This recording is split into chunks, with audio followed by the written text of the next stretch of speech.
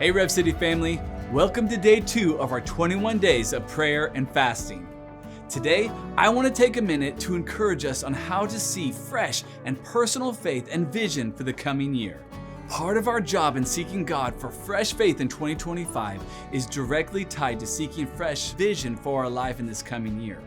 For the last several years, my wife and I have found time in early January to get away for a day or two and really seek a word from the Lord for the coming year.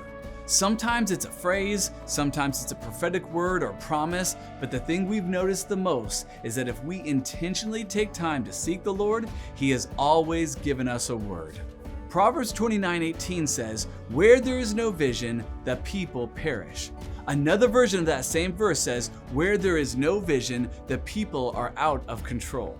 I don't know about you, but I want to be a person with vision and purpose in my life. I don't want to walk around aimlessly or out of control. In 1 Corinthians 9, Paul tells us to run with purpose in every step and not to live aimless lives. The key here is to run with purpose, knowing that our personal goals, desire, and vision for our life can never compare to God's plan and purposes for our life. So I have 3 encouragements I want to share with you today.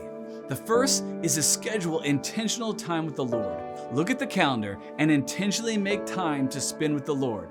This could be done through times of reading the Bible, going on a prayer walk, or turning on some worship music and thanking God for everything He has done. This is the time for you to come before Him with thankfulness and gladness. Secondly, I want to encourage you to listen to what God speaks to you in those moments. It probably won't be in an audible voice, but James 4 tells us that when we draw near to God, God will draw near to you. Be ready to listen and maybe even write down in a journal everything that God tells you. The point here is that you are intentionally taking time and coming with an expectation that God will speak to you.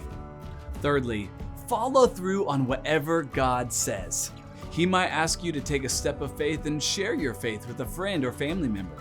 He might stretch you and ask you to give more than what you're accustomed to, or whatever the case may be. God calls us to be doers of the word and not just listeners. As we begin this new year, I want you to know everyone here at Rev City loves you. We are praying for you and believe the best is yet to come. Keep pressing into God's presence and promises for your life and let Him speak into your life. When you do, I have no doubt God will give you fresh vision and faith. We're praying for you guys and wishing you a very happy new year.